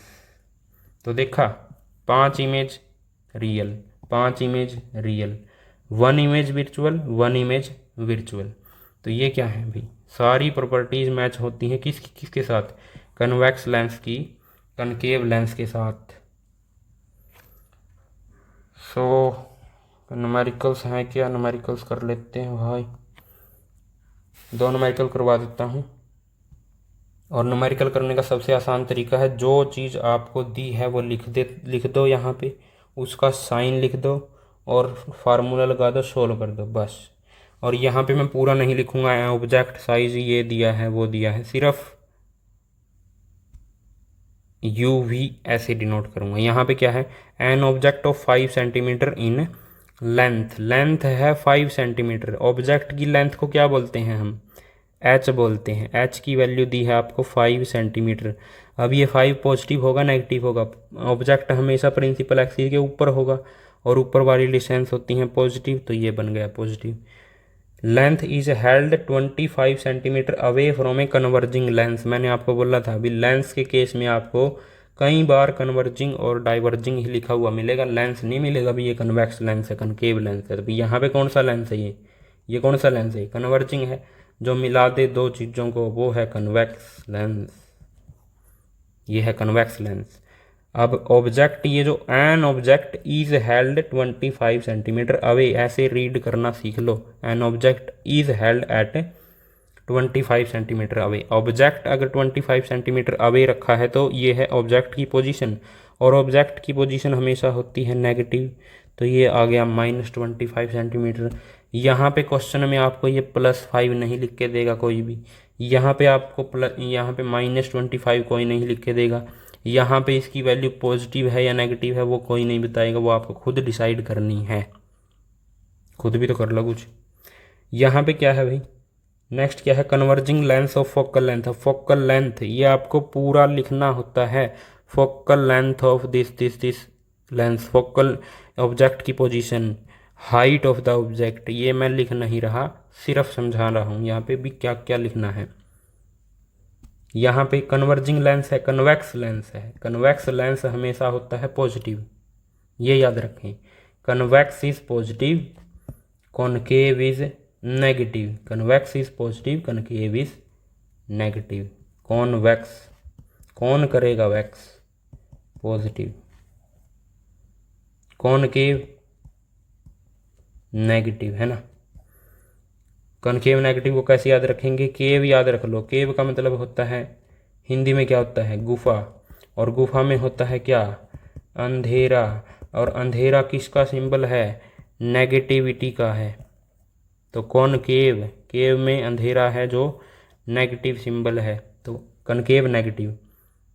Concave mirror की फोकल लेंथ भी नेगेटिव होती है, कनकेव की लेंस की फोकल लेंथ भी नेगेटिव होती है कनकेव की, कन्वेक्स की दोनों की पॉजिटिव होती है, तो इसीलिए याद करवाया है आपको। फोकल लेंथ देख लो अब यहाँ पे कितनी दी है, प्लस है ना, पॉजिटिव, क्योंकि ये है कन्वेक्स, ये है भैया कन्वेक्स, लिख ही देता हूँ 10 सेंटीमीटर आ गया। अब इसको थोड़ा सा ऊपर स्लाइड कर लेने की, एक सेकेंड, जो चीज़ें निकालनी हैं वो भी लिखनी होती हैं। ड्रा द रे डायग्राम, ये तो क्या लिखना है, find the position, position find करोगे यानी कि V की वैल्यू फाइंड आउट करनी है, क्वेश्चन मार्क लगा दो। साइज फाइंड आउट करोगे, ये ऑब्जेक्ट का साइज है, इमेज के साइड को क्या बोलते हैं, H' बोलते हैं, क्वेश्चन मार्क लगा दीजिए। और क्या, nature of the image find out करना है, ये लिख लीजिए, नेचर ऑफ द इमेज, इसके आगे भी क्या लगा दीजिए, क्वेश्चन मार्क। तो आपको क्या दिया है इसने, इक्वल इक्वल कर दिया इसने, तो 3 चीज़ें दी हैं और 3 चीज़ें ही निकालनी है, लेकिन निकालनी तो हमेशा ज़्यादा ही होती है, M की वैल्यू भी निकालनी पड़ेगी यहाँ पे भाई। तो देख लो, अब सबसे पहले हम निकालेंगे V की वैल्यू को। तो कैसे निकालेंगे V की वैल्यू को, सिंपली लेंस का फार्मूला लगा के, ये लेंस है या मिरर है, लेंस है, तो लेंस फार्मूला लगाएंगे। U की वैल्यू दी है, F की वैल्यू दी है, लेंस फार्मूला क्या है, 1/f is equal to 1/v minus 1/u, जो 4 सदियों पहले पढ़ा था, शायद याद हो आपको। 1/f, f की वैल्यू है 10, तो यहाँ पे 10 पुट कर दिया। v की वैल्यू कितनी है, v की वैल्यू निकालनी है 1/v। u की वैल्यू कितनी है, u की वैल्यू है -25, तो यहाँ पे -25। एक स्टेप में अगर एक काम करोगे तो न्यूमेरिकल गलत नहीं होगा। अब यहाँ पे एक स्टेप का मतलब क्या है, एक स्टेप का मतलब ये है भी आप जो है यहाँ पे लगाओ दिस इम्प्लाइज, यहाँ पे लिखो ये 1/10, यहाँ पे लिखो 1/v, और ये जो माइनस है, ये जो माइनस है और ये जो माइनस है दोनों हो जाएंगे मिलके प्लस। तो यहाँ पे आ गया हमारा प्लस 1/25। अब नेक्स्ट स्टेप करना है, एक एक स्टेप चलेंगे बिल्कुल स्लोली स्लोली। अब ये जो 1/25 पॉजिटिव है, अगर मैं इसको उठा के यहाँ पे पटक दूँ, इस साइड ले आऊँ, तो ये हो जाएगा नेगेटिव, इस साइड आके नेगेटिव हो जाएगा, तो नेगेटिव कर दो इसको। 1/10 इधर पॉजिटिव है, ये 1/25 इधर आके हो गया नेगेटिव, और यहाँ पे आ गया 1/v एज इट इज़। अब इसका एलसीएम ले लेते हैं, एलसीएम कितना आएगा इसका 50। अब कईयों को एलसीएम नहीं लेना आता, एलसीएम कैसे लोगे आप, टेबल लिख लो, अगर आपका एलसीएम नहीं लेना आता तो टेबल 10 की टेबल लिख लो, 10 20 30 40 50 60 70 ऐसे। अब 25 की टेबल 25 50 और ये कितना 75। अब जो छोटी टेबल है उसमें देखो क्या इसमें वैल्यू मैच होती है, नहीं हुई, वैल्यू मैच हुई कोई नहीं हुई, वैल्यू मैच हुई कोई नहीं हुई, ये 50 ये भी 50 वैल्यू मैच हो गई, कॉन्ग्रेचुलेसन, ये एलसीएम आ गया आपका, सिंपल बस। तो ये ऐसे निकालते हैं एलसीएम। तो एलसीएम आया हमारा 50। अब ये तो हमने कैलकुलेट कर लिया 50। अब 10 की टेबल में 50 आया कहाँ पे है, 10 की टेबल में 50 आया है 5 पे, ये 10 की टेबल में 50 आया है नंबर 5 पे, तो यहाँ पे लिखो नंबर 5 पे माइनस, और 25 की टेबल में 50 कहाँ पे आया, सेकंड पे, तो यहाँ पे लिखो सेकंड पे is equal to 1/v, simple. आप इसको सोल्व कर देते हैं तो ये आया 3/50 इज इक्वल टू 1/v। तो कॉन्ग्रेचुलेसन v की वैल्यू आ गई है, नहीं आई है, ये 1/v की वैल्यू है। कई स्टूडेंट इसको यहीं पे छोड़ के आ जाते हैं भी v की वैल्यू निकाल दी हमने, ये 1/v की वैल्यू है, इसको रिवर्स तो करो, इसको v को ऊपर तो लेके जाओ, जैसे ही आप इसको रिवर्स करोगे तो इसको भी रिवर्स करना पड़ेगा, तो इसको भी रिवर्स कर देते हैं, तो 50/3 इज इक्वल टू v। और जब तक पूरा न्यूमेरिकल सॉल्व ना हो तो आप इसकी जो वैल्यू है वो 50/3 ही लेके चलना v की वैल्यू, अदरवाइज आपको इसको यहाँ पे पॉइंट्स में भी निकाल सकते हैं, वैसे डेसिमल्स में 3 1 और ये 2, यहाँ पे आएगा 6.66, तो ये आ गई हमारी v की वैल्यू। और ये क्या है, इसकी यूनिट्स क्या है v की वैल्यू की, v is equal to 50/3 is equal to 16.66 centimetres, ये है v की वैल्यू। सिंपली हुआ है, v की वैल्यू लेके आए हैं। अब 50/3 का ही हम यूज़ करेंगे आगे, जो भी वैल्यू हमारी यूज़ होंगी इस न्यूमेरिकल के अंदर। और क्या निकालना है हमने, h डैश की वैल्यू हमने निकालनी है। तो h डैश की वैल्यू के लिए मैग्नीफिकेशन का फार्मूला तो आपको बताया ही नहीं। मैग्नीफिकेशन जो है, लेंस की मैग्नीफिकेशन जो है वो होती है h'/h is equal to v/u। Mirror की जो मैग्नीफिकेशन है वो है m is equal to h'/h is equal to -v/u। ये है मिरर।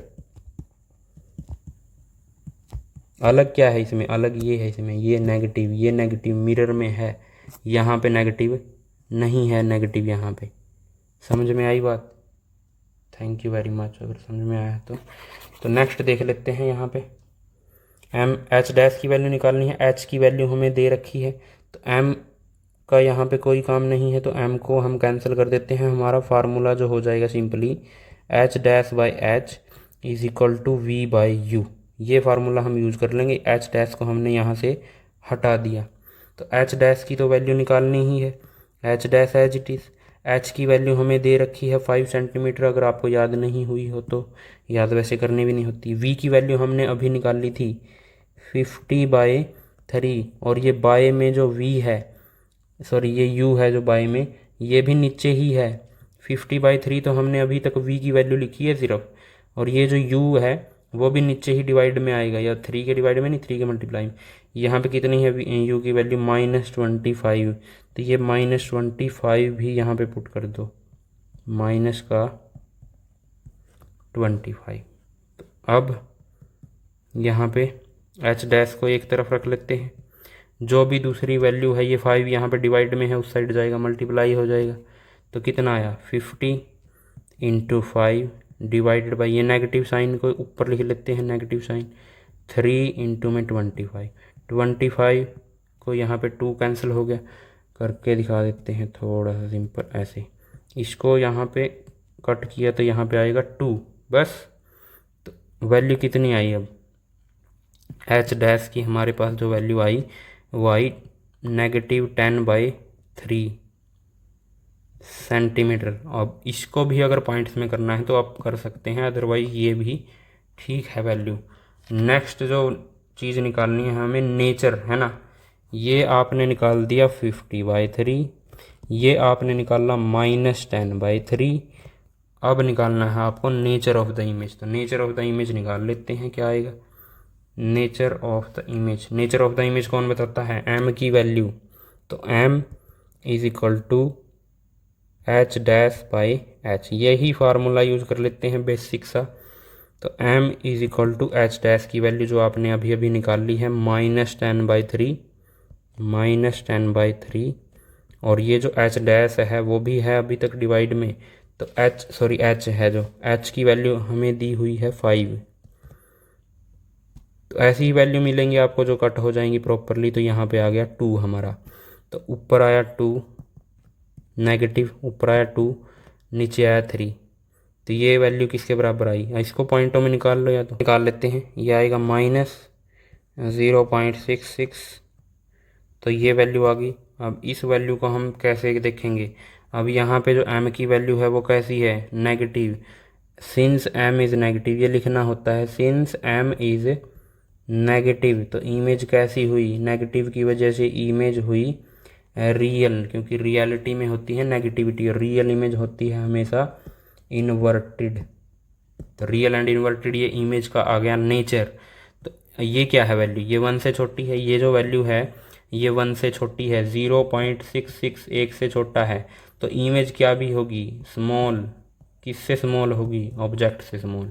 तो ये तो था फर्स्ट न्यूमेरिकल जो था बेस लेंस के ऊपर, ये है न्यूमेरिकल मिरर के ऊपर बेस। और मैंने आपको बताया था कि जो कनकेव महाशय हैं, concave is negative, concave mirror is negative. तो यहाँ पे जो 18 है वो नेगेटिव है सिंपली। यहाँ पे ऑब्जेक्ट का साइज आपको दिया है, एच की वैल्यू दे दी आपको +7.0 centimetre, placed at 25 centimetre in front of A concave mirror, किसी कनकेव मिरर के 25 सेंटीमीटर। अब यहाँ पे तो डायग्राम भी बनाना था, डायग्राम बना देते हैं, ऐसे करके बना देते हैं डायग्राम, वो सिंपली आप बना लेंगे डायग्राम भी।